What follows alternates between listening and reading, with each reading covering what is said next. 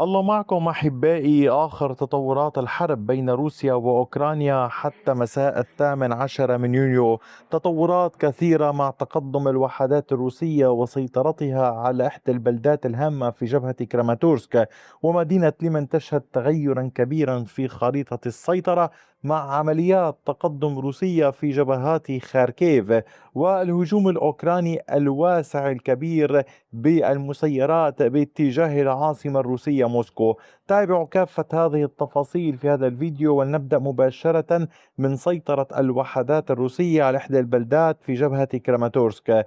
هنا تمكنت وحدات اللواء 123 مع اللواء 88 من السيطرة الكاملة على بلدة ري أولكسندريفكا. هذه البلدة الهامة والكبيرة تمكن الجيش الروسي من فرض السيطرة على كامل هذه المساحة هنا أمامكم باللون الزهري. اقتحمتها القوات الروسية بسرعة، تقدمت نحو المركز بعد أن كانت موجودة أساسا في الجزء الشرقي وفي الأطراف الجنوبية، وضغطت بشكل كبير على وحدات اللواء العاشر قطار الجبلي من القوات الأوكرانية. التقدم الروسي كان حاسما بتنسيق بين وحدات اللواء 123 واللواء 88 كما قلت لكم. الضغط الروسي كبير. ريو الكسندريفكا لطالما شكلت مركز إمداد هام جدا في مقاطعة دونيتسك في الجهة الشمالية باتجاه جبهات سيفيرسك وكريمينا وغيرها باتجاه بخموت منذ أيام معركة بخموت. واليوم الجيش الروسي يضغط كان باتجاهها وتمكن من السيطرة عليها.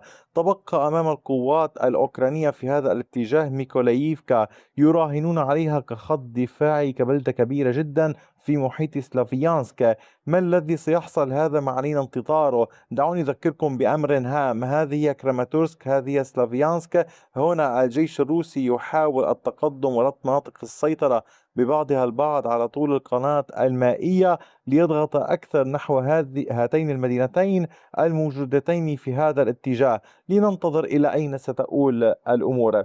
أما فيما يتعلق بالعمليات في مدينة لمن، هنا تقدمت الوحدات الروسية بطريقتين. الطريقة الأولى، تمكنت من التقدم وتثبيت السيطرة في هذه المنطقة هنا باللون الزهري. عمق التقدم للوحدات الروسية بلغ 330 مترا بامتداد أكثر من كيلومتر. في هذه المنطقة كما تلاحظون القوات الروسية كانت تنفذ عمليات تسلل باتجاه عدد من النقاط في المنطقة هنا. هذه العمليات ليست وحيدة، بل كانت محاولة التسلل الروسية أيضا والتحرك ضمن المنطقة هنا يعني واسعة في 24 ساعة الأخيرة. مجموعات استطلاع سبقت، مجموعات تحركت بشكل أكبر، ثم لاحقا بدأت القوات تضغط أكثر فأكثر. ولكن هذا التقدم الذي أتحدث عنه لم يؤدي إلى سيطرة، بل أدى إلى نشوء منطقة رمادية. يعني القوات الروسية على ما يبدو على كامل هذه المنطقة نفذت ما يشبه سيناريو بوكروفاسك وكوستيانتينيفكا. وهنا كما تلاحظون هذه هي المدينة بالحدود باللون الأزرق كما تشاهدونها. تلاحظون السيطرة الروسية داخلها وتلاحظون المنطقة الرمادية، وبالتالي لكم يعني محاولات ضغط كبيرة من الجيش الروسي. الأمر اللافت أنه في الفترة الماضية في الأسبوعين الأخيرين كانت القوات الأوكرانية تعمل على إنشاء ما يشبه منطقة هنا عازلة. هذا يعني كان البعض قد رجح أن تكون عملية التقدم الروسية من هنا باتجاه المنطقة هنا، ولكن على ما يبدو حصل العكس. القوات الروسية ضغطت من هذا الاتجاه وبقي تمركز الوحدات الأوكرانية في هذه المنطقة. يجب أن نراقب كيف سيتحرك الجيش الروسي أكثر، كيف ستتصرف القوات الأوكرانية. يعني ما المقصود بكلامي؟ نحن اليوم أمام جبهة كبيرة جدا.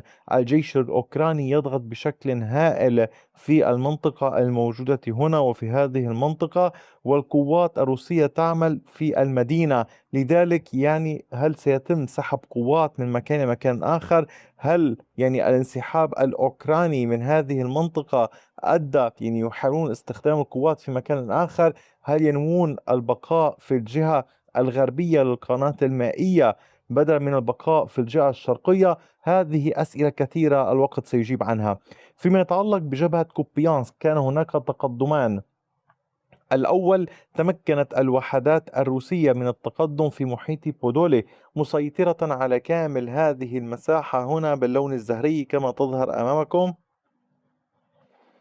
هذا التقدم الروسي كان بعمق 1.72 كيلومتر بامتداد 2.89 كيلومتر، أي نحو أقل من 3 كيلومترات. عمليات الضغط الروسية متواصلة بشكل مكثف في المنطقة هنا في محاولة لاستكمال السيطرة على هذه الأجزاء، حيث تستقر الوحدات الأوكرانية وتحاول قدر الإمكان منع الجيش الروسي من التقدم.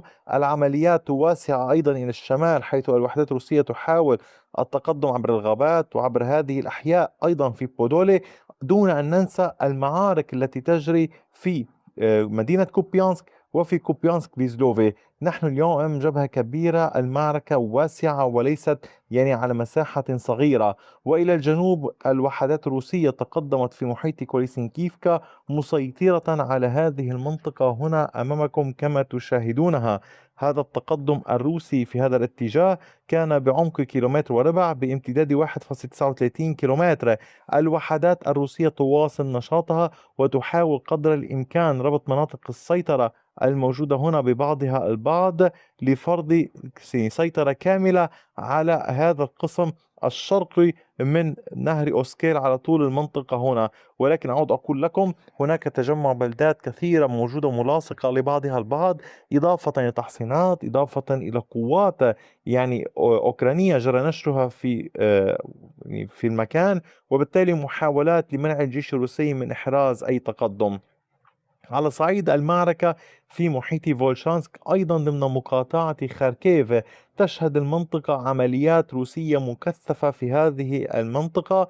التقدم الروسي كان جنوب فولشانسك خيتوري وجنوب مدينة فولشانسك، أدت عمليات إلى سيطرة الوحدات الروسية على كامل هذه المساحة التي تشاهدونها هنا أمامكم باللون الزهري.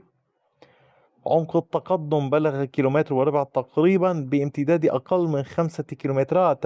على طول المنطقة تتحرك الوحدات الروسية محاولة قدر الإمكان العمل على طول الطريق الرئيسي هذا الموجود هنا، وأيضا من هذه المنطقة، فيما تشهد المنطقة هجمات مكثفة للوحدات الأوكرانية لكن دون أي نتائج حتى اللحظة في هذه المناطق. في المقابل الوحدات الروسية تحاول مواصلة العمليات في هذه الاتجاهات على اختلافها. أما على صعيد العمليات باتجاه موسكو، كان هناك محاولات مكثفة من القوات الأوكرانية لاستهداف موسكو بشكل كبير. هذه الضربات أصابت بعض منشآت النفط الموجودة هنا في المنطقة كمنطقة.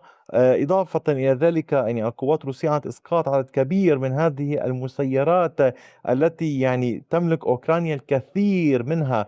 البعض ربما لا يعلم، ولكن أوكرانيا تملك الكثير من المسيرات، تصنع الكثير. بإمكانكم مشاهدة فيديوهات القناة. أتحدث دوما حول التعاون العسكري بين أوكرانيا والدول. هناك فيديو خاص حول